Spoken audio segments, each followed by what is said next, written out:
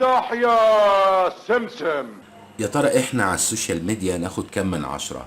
اشاعات، اكاذيب، نصب، احتيال، انتحال، ترندات، اشتغالات، لدرجة بيستخدموا حالات لبعض الحيوانات المريضة للنصب على الناس. اما استخدام السوشيال ميديا الغربية او الاجنبية فبتختلف كليا وجزئيا عن استخدامنا. طلعت اشاعة عن وفاة ليلى عبد اللطيف ومدير اعمالها نفى الخبر، وده كان رد ليلى عبد اللطيف ورأيها في السوشيال ميديا. أهلين حبيبة قلبي، كيفك؟ أول شي بدي أقول أنا وهي والنجوم ألف شكر على السؤال عني، وأنا بخير من رب العالمين. الحمد لله. طبعا هاي ضريبة النجاح وهاي السوشيال ميديا، ودايما بقول الله يمهل ولا يهمل. رب العالمين يمهل ولا يهمل.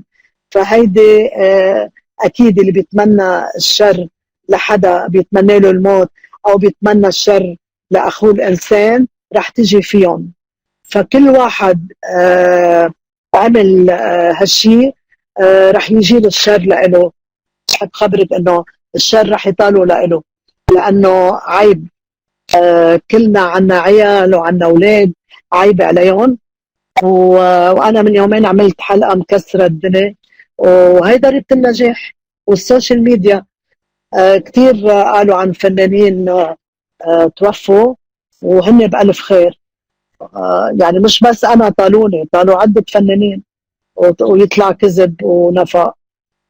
ف يمهل ولا يهمل، برجع بقولوا حسبي الله ونعم الوكيل فيهم. والأعمار بإيد الله مش بإيدهم هن. وشكرا لكم وشكرا على السؤال، وشكرا على لكم. والحقيقة الموقع تبعكم في مصداقية أثبتوا. شكرا على السؤال، وربنا يوفقكم ويكون معكم.